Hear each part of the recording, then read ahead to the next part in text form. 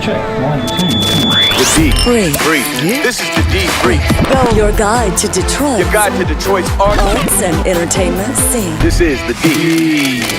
Brief. Hello and welcome to the Debrief. I am your co-host. My name is Seth Ressler. I'm Becky Scarcello. And I'm Jag. And this is another Thursday Spotlight edition. So every Thursday we find somebody who is making things happen in the Detroit arts and entertainment scene, and we have an in-depth conversation with them. And I know you're excited about today's conversation, Becky. Yeah, food and drink. This is right up your alley. We have the restaurant critic for the Detroit Free Press, Mark Kurlyandchik, is here with us. Mark, thank you so much for joining us today. Thanks for having us. Having me. We are excited. I'm getting hungry already. I know, right? So let's start here. Let's talk about the restaurant scene in Detroit. You grew up here in Detroit. Yeah. How has it changed, and where are we right now? Boy, how far back do you want to go? I think, just in the last 5 years, if you want to take it from there, is kind of when you really started to see, a place like, Selden Standard come around and really kind of elevated the dining scene in that particular sector. Detroit has always had a great food community.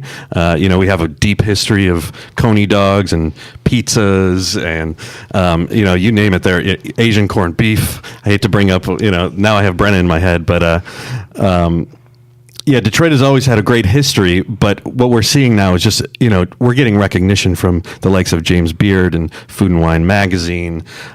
National media all of a sudden is just, Detroit is the hottest thing. We've seen a lot of that national. We've seen New York Times, we've seen, Food and Wine, and we've seen CBS This Morning all, putting out glowing articles about Detroit. Is that making a difference? What was on CBS this morning? Oh, they did a segment on us at one point. It was short. We were like one of top 5. There's almost so many, it's hard to keep track of them about all. The food. Yeah, it's my job to kind of keep track of that stuff, and I can't. Right. It's amazing because even with Chef Kate Williams, who just was named the best new chef by Food and Wine. She's in a class of chefs now that you've got Thomas Keller and Daniel Boulud and Dominique Crenn. Some of the best chefs in the world are in the same class that now we have a representative from Detroit out there, on the international stage, really. That to me is it's amazing remarkable. Because I feel like, I grew up here, I've been here, have always loved to go out to eat. But before it was like there was good food and then there was food that was good for Detroit. It really was qualified. Like, well, it's good for this area, but it's not Chicago. It's not New York. Yeah. It's not what you can get in California, that kind of thing. And now we're legit on the same playing field. That's super exciting. Yeah, I guess what I was trying to say earlier is Detroit has always had its neighborhood joints, its staples. Detroiters have had a love affair with all kinds of food going back, decades, centuries. But now the entire world is paying attention, right? And that's what's different. Mark, you and I were talking about this off the air before we started. We have this similar timeline that we both left Detroit in 2013 and came back in 2016. I remember coming back and just looking around all wide-eyed and saying, wow, look, this place is so different. It was starting to come back when I left, but it's really coming back now. Can you speak about that specific time in just in terms of the food scene, those 3 years when you were gone, when you came back? Yeah, I was living in Ferndale before I left, and sadly left right before Torino became what it was, which was another one of these nationally recognized restaurants from Chef Garrett Lepar, who's got a new restaurant opening, by the way. Saw that. Yeah, well, we can get into that later. So I missed all of that. I left right before Selden Standard and Torino opened and some of these other places, and lived in California for a while. Came back and was just amazed at some of the places that when I got back seemed like they would have been just fine in California as well. They would have worked anywhere. And there were so many of them all of a sudden. So, yeah, the change was remarkable. One of the things I've noticed in other cities is that there's almost like a family tree when it comes to chefs and restaurants and who studied under whom. Yeah. Is that true here? Like, what are some of the restaurants that maybe spawned other great chefs? Yeah, I think it depends how far back you want to go, but you can start with, say, the London Chop House. Joe Muir's and the London Chop House for the longest time were the kind of nationally recognized restaurants from Detroit. And the London Chop House spawned Jimmy Schmidt, who then went on to do the Rattlesnake Club. from the London Chop House. You had some legendary bartenders. And then it got to, from Jimmy Schmidt, it went to Takashi Yagahashi with Tribute, was probably the real watershed moment for Detroit. Tribute was a little bit before my time on one hand, and so I sadly missed that too. But that, people still talk about Tribute as if it, that was a place that is still unmatched in kind of Detroit lore. And there are so many great chefs that studied under Takashi that have opened their own restaurants. I mean, Derek Watson, who runs Bistro 82 and the Mori restaurants, he studied under Takashi. Chris Kassan, who just left the Chapman House, was also came through the Takashi school. Luciano Del Signore is also another one of these chefs. Bacco, he has an alum. He has an alum in James Regato, who opened up Mabel Gray. He has Anthony Lombardo, who's opening up She-Wolf. So there's a few of these kind of dynasties, and one chef that I didn't mention his name was Milos Chihelka, and he was at the Golden Mushroom. Also came out of the London Chop House. Golden Mushroom kind of went down through, down to you can still get the Golden Mushroom soup at Cuisine in New Center, Paul Gross's spot. So Seth didn't go here because he's not a sports fan, but I am, and what you're describing to me is like a football coaching tree, like a Bill Walsh or somebody like that, who has all these coaches who studied under him and went to their own teams, and it just kind of branched out from there. It's the same thing. It's a great analogy because, I mean, that's really what a chef is. If you just continue the sports analogy, the chef is the leader, is the one who's creating the gameplay, right. And that's exactly how it plays out in the restaurant scene as well. See, I was thinking it was like the 6 degrees of Kevin Bacon, just without the Kevin. It's just 6 degrees of bacon. Where's our rim shot button? Boy. Mm-hmm. We'll learn you on sports yet, Seth. But how do you learn that? I mean, how does if somebody doesn't have a job like yours, where they go out to restaurants several times a week, how do you find this whole history of the Detroit culinary scene? Well, I would hope by reading the Free Press daily for the last 34. I mean, really, if you had been a daily subscriber to the Free Press for the last 40 years, going back to when Molly Abraham was the restaurant critic for the Free Press. I mean, you if you paid attention, you'd be up on all this stuff. Yeah. So talk a little bit, because you took over in 2016. You took over for Sylvia Rector. Yeah. Talk a little bit about the history of the Free Press when it comes to writing about food. Yeah, I mean, really, it started with Molly Abraham in the 70s, who, I mean, I guess she still writes today. She writes for the Detroit News and regular features for Hour. Started at the Free Press, and she's kind of, if you're a real kind of foodie nerd or nerd about food journalism, I would equate her to like Detroit's Gail Green, who is a legendary New York Times critic, also kind of around the same era. And then there were various people who were doing it in the 90s. Sylvia Rector took over, I want to say in like 98, 99, and she kind of put the Free Press food coverage on the map in a new way by introducing the Restaurant of the Year concept, and actually. So Tribute, Takashi Yagahashi's restaurant, was the very first restaurant of the year, and she did that for 17 years, and so I named the 19th just this past February, and that was the chef's table at the Foundation Hotel, and so we're on this year will be our 20th restaurant of the year, and it's become kind of this great brand for us. We have these awesome events, awesome dinners around it too, and it's really, I think it's people always want to. There's always the haters out there that say, well, there's the Restaurant of the Year curse, because if you look at it, quite a few of them have closed. I mean, Sports Illustrated cover curse, same idea. Yeah, right, exactly. But it is the nature of the industry, and I've gone back and actually I've done the math, and we're still beating the national average for closures of restaurants. Is there any Mark? Are there any politics or lobbying that goes into it, that people want to be Restaurant of the Year and they try to sweet talk? I don't want to say nothing nefarious, but they really campaign for themselves. Not really. I mean, I think any restaurant that I walk into that I'm recognized in, and frankly, it's quite a few now. Sure. they are mounting some sort of campaign, I'm sure, and that campaign is to impress me.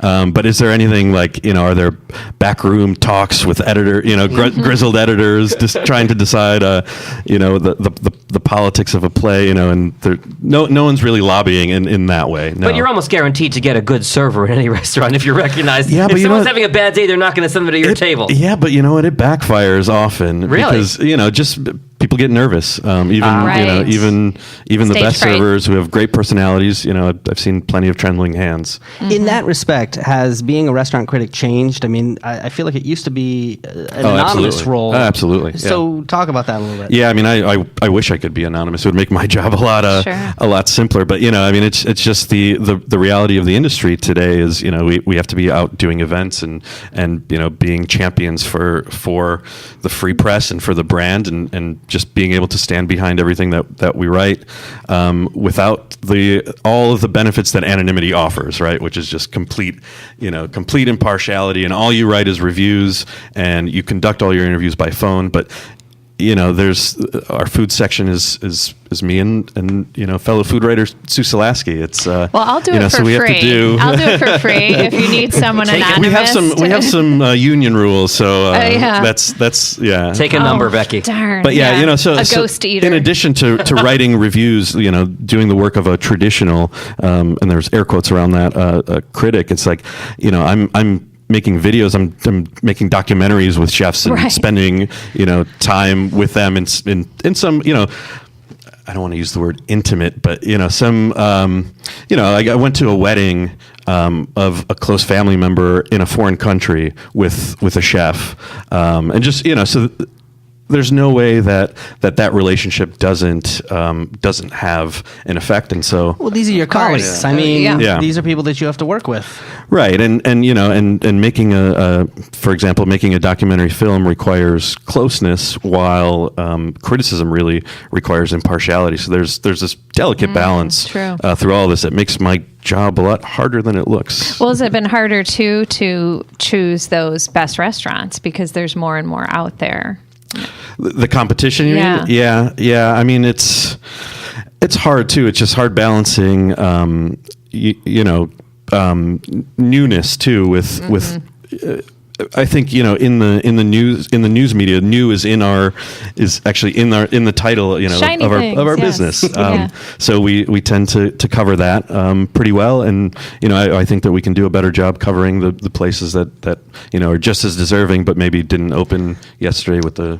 Yeah, so tell us a little bit about that, because I mean, this is something that we have talked about on this podcast in many different forms. Exactly. The gentrification, if you will. I don't know if that's the term that you use in the food world, but the moving of new people in and displacing. Yeah, it's a good analogy. And not sort of respecting people who've been here a long time doing a great job. They always get sort of just pushed to the back because we're talking about the new. So I really like what you did this year with adding the restaurant that's, I'm not sure what you call it. The Restaurant of the Year Classic. The classic, Yeah. that's the word. I love that you did that. Yeah, and that was very intentional and kind of aimed at doing exactly this of giving some places that have deserved their due and may have gotten in one form or another, but have really stood the test of time. And the restaurant industry it grinds people in and out. I mean it grinds people up business. and places open and close, and we are a fickle public. I mean our tastes change so quickly, that it's not a business that I would ever want to get into. So it's very interesting for me to kind of watch it all. But it makes it so much. It's so much more of. I guess what I'm trying to say is, opening. A new restaurant opening is a big feat, but staying open for say 40 years is a much bigger achievement. But it's not the trendy media story. So it's we just have to look for it. Mark, I want to follow up on something you mentioned a minute ago. You talked about the public having changing tastes and being very fickle. Do you feel there's a particular type of food that's in right now? Like you'll hear cupcakes or hamburgers or whatever. Is there a certain thing that's really trendy at this point in time? Well, burgers seem to never go out of style. That's fair.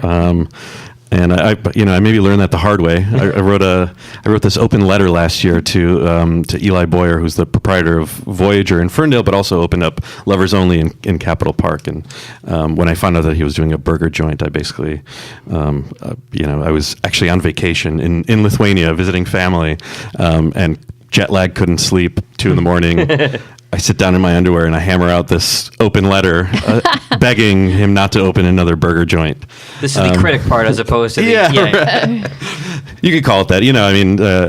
I think we gave him the chance to respond, and I think we ended up having good fun with it. We were not in cahoots. Some people thought that it was just some kind of stunt. It was not a stunt. It was jet lag. But, yeah, right. We'll chalk it up to that. Burgers never go out of style. I was just at Brome the other day, too. I mean, I learned my lesson on that one.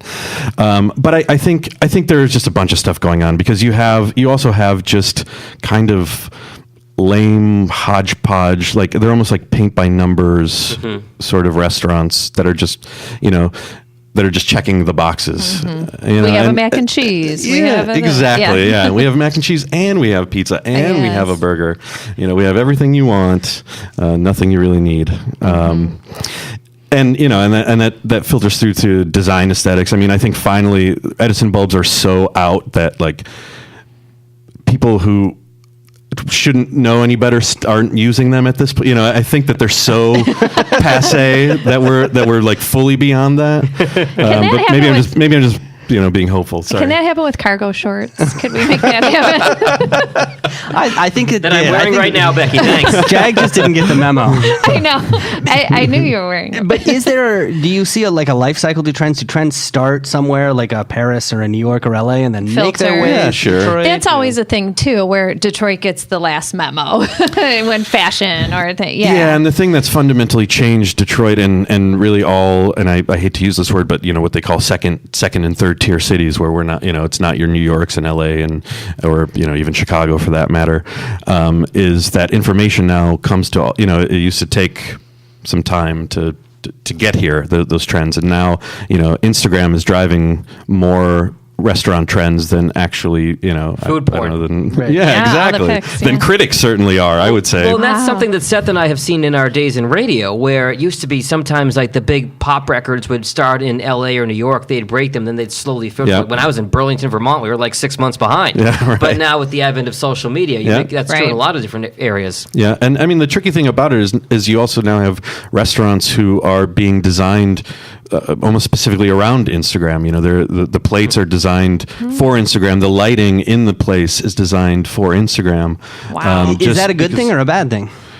Well, I mean, in my opinion, it's probably a bad thing. I mean, it's making it aesthetically more pleasing maybe to go out or it's keeping our feeds busy. But is it actually doing anything to push the culinary world in a positive direction? I mean, look, the square plate fits perfectly in my Instagram picture. Yeah, or I don't let want to alone sound like actually, a grouch, but or let alone actually talking to who you're eating right. with. I mean, there's some enjoying positivity your about meal. it. But do you do that? Do you give me a minute, I got to take a picture of my food before I do. So I'm guilty, but then it's like, okay, Dewan, put it away. I'm not going to lie. I went to the Tigers game and I posted a picture on the debrief Instagram. Excuse me. I posted a picture of the chicken shawarma nachos because they were awesome. And we were all excited because it got retweeted. By the Tigers. Right. Yeah. So if you had a restaurant, why would you not try to promote that? I know, right? I mean, it makes perfect marketing sense. What do you think about the shared plates concept? Like that's everywhere. Some people love it, some people hate it. Do you think that's a trend or it's like here to stay?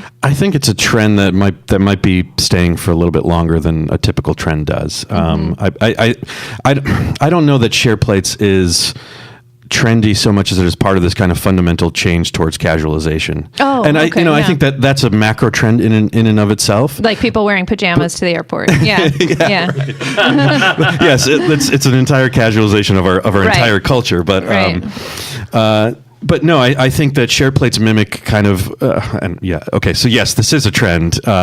This desire to feel domestic, like there's there's design trends around this. It's the way that the food is presented, even the type of food. You hear grandma food a lot, grandma plates.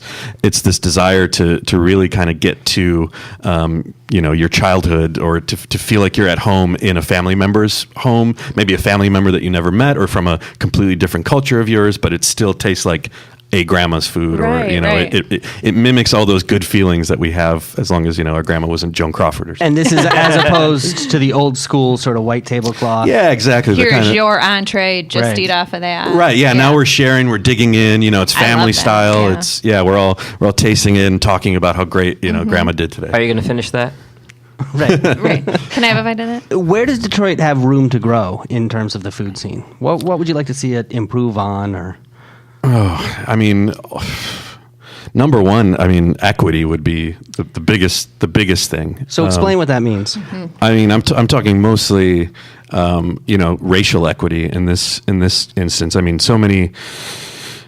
You can just take it anecdotally and go to the hot restaurants around town and see who they're for, who's in there, and who is the chef and who owns it. And I mean, it's largely, it's largely white people. Dan Gilbert, doesn't Right, he own well, them all? Gilbert certainly has a lot to do with the cultural shift that's going on downtown. He owns half of downtown. Right. I think it's more than half, but the wealth distribution. We live in one of the most segregated metro areas in the country. It's a city that the city proper is over 80% African American. But only this year has even like James Beard started. I don't know if you guys followed the James Beard Awards, Yes. but it was a historic turnout for African American chefs, and so this was kind of a watershed moment, and I hope that translates into dollars, and particularly in Detroit, which is such an African American city, and where that is still so segregated, and where the wealth distribution in particular is just you're not seeing too many African American owners with like a downtown space in a bustling restaurant. That's mostly from white people out of the suburbs. What needs to happen for that? Is that an issue of being able to get loans? Is that an issue of? I mean, we're going. Yeah, I mean, these are systemic issues. I mean, loans would be one thing for sure. It's definitely, it's much harder to get a loan as a person of color in this country than somebody who's white. Sure. So I mean, something as simple as even that pipeline you were talking about, sort of the family tree of chefs. I Right. think it Yeah, would have right. to weave into there, where there's whole education and mentorship and. right. I mean, everyone needs to do better. In every single step of the way. Right. I know you and I were talking about this last time I saw you, and you wrote that fantastic article I thought about, because there was a Black Restaurant Week. Right. I talk a little about that. I found this fascinating, how people were so divided. Like, why do we have a Black Restaurant Week? Well, it's like because every other week is a white restaurant week. It's the same people complain about Black History Month. Right. Yeah, exactly. I mean, that was the exact complaint. Yeah, but also just some really hateful, racist stuff that I got more. It was just a simple, straight news piece. There was no criticism in it. No, my opinion was not in it. It was, here, Black Restaurant Week is this new thing. It's happening. Here are the restaurants. Here's when it's happening. And the hate mail that I got, I mean, just the vile, like, racist emails that I got from that article made me go back and write basically a defense of Restaurant Week and why, of Black Restaurant Week, and why it's important to have that. I mean, so more events like that. Another thing that can happen is a better representation in the local media. I mean, the food media is, in particular, the media in general, but the food media in particular, is also breathtakingly white. That's a national problem, but it's also true in Detroit. How did Black Restaurant Week turn out? How did it go? I mean, according to the organizers, they had a great time. It's growing this year. They're going to announce their plans soon here. I think it happens in August. I know that they've gotten a lot more interest from participating restaurants. I think they're going to do it a lot bigger this year, because last year was kind of, they basically got it all together within a couple months. These to two organizers that didn't really know that many chefs, I don't think. And now they've had over a year to plan it Now out. they've had a year to Okay. plan, and they had this big kind of media, it turned into a bit of a spectacle last year. So, hopefully for some positive stuff comes out of Some that. silver lining to that huge uproar. Yeah, right. okay. Let me ask about the film that you made with a number of Detroit chefs. Yeah. Tell us a little bit about that project. Yeah, so I have a background as I have a master's degree in documentary film. It was a very expensive degree, and I'm happy that I still get the chance to put it to good use. So when I had been on the job for maybe 6 months, and I found out that James Regato, who is the chef at Maple Gray in Hazel Park, which is a former Restaurant of the Year, along with his mentor, Luciano Del Signore of Bacco Restaurant in Southfield, another former Restaurant of the Year, were both going to Italy for Luciano's cousin's wedding and to do a pop-up dinner there, basically. And I told my editor about this because they were doing some pop-up dinners based around that theme here too. And I thought maybe I'd go to a pop-up dinner and maybe write a little thing about how these two chefs are going. And she says, "Well, we got to get you there." And I said, "All right, Twist your arm. yeah, I mean, talk to whoever you need to talk to. She had to take it up to the higher ups or whatever." And I just decided, well, I would just film everything and do it all by myself and see what came out of it. So I spent a week in Abruzzo, Italy, with Luciano and James and Luciano's family as they prepared this pop-up dinner in this beautiful winery in the hills of Abruzzo, and then got to go to the wedding and basically filmed it all. I had a camera and a audio gear strapped to my side the entire week, and then I got home and nothing happened because I had to go back to writing about restaurant. Right. The footage sat for months and months, and then my editor about maybe 4 or 5 months later came to me and said, "Well, are you going to have that film ready for our film festival? Because we have the Freep Film Festival." I'm like, "No, when did you think I was working on it? I mean, I have I've been doing all this other Yeah. stuff." And she said, "Just clear the decks." I think I had 6 weeks before the festival. So Oh she my said, God. "Clear the decks Wow. and see what you can do."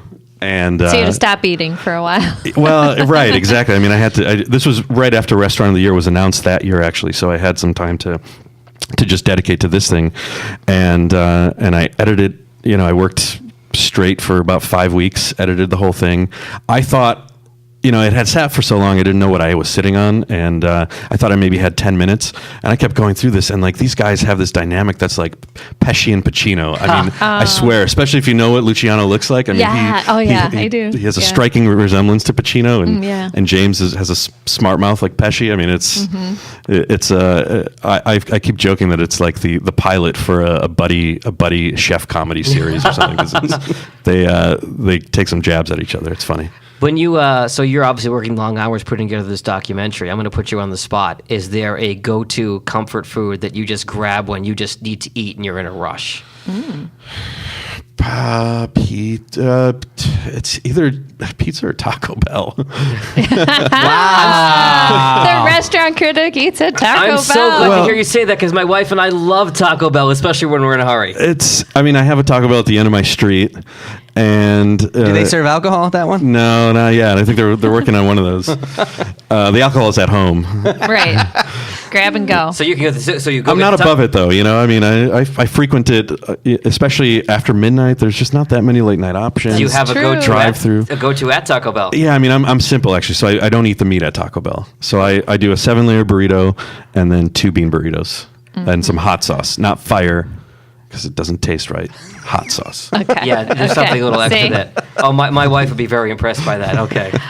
All right, you've got a top 10 takeover coming up. Explain how these work and what's going on.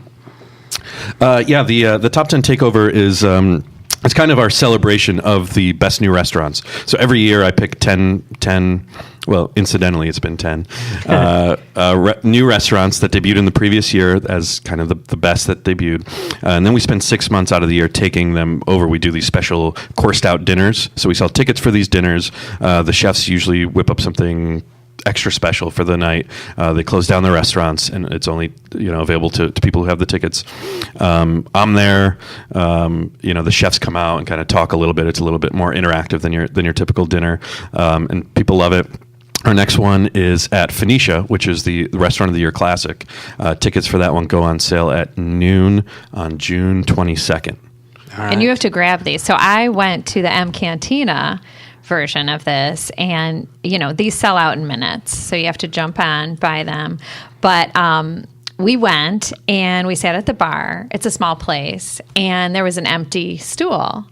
And I was like, oh, I guess this person isn't showing up or whatever. And then Mark wanders over and sits next to us. I'm like, woo, we get to talk to the restaurant critic. So, but it was fantastic, you guys. I think I told you about it. Yeah, but you were glowing coming back talking about this. Yeah, well, that spot is special. Oh, and we had such great interaction with the staff who all spoke Spanish and really knew the food, and they were excited about it and plating it in front of us. It was just great. It's something special. Yeah, and M Cantina is great anytime you go, but Junior is also very ambitious, and he really turned it out for that takeover. Yeah, and everyone's course still had talking the about drinks that were non-alcoholic, which I actually love because you could just try everything without overindulging, and even those were really fantastic and creative, and I highly encourge people to check out. People these are still dinners. talking about that. We have takeover regulars that come to almost all of them. Yeah, and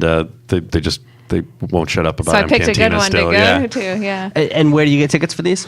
You can go to freep.com/top10. That's top 10.